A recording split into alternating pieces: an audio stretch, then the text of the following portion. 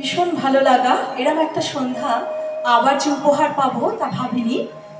ICICI ব্যাংকে আমার আন্তরিক ধন্যবাদ ও কৃতজ্ঞতা।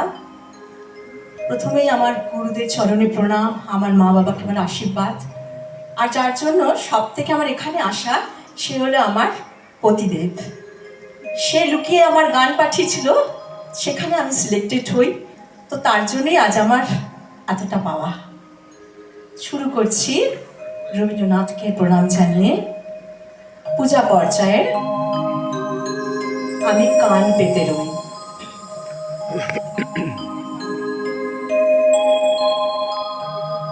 আমি কান পেতে রই, আমি কান পেতে রই,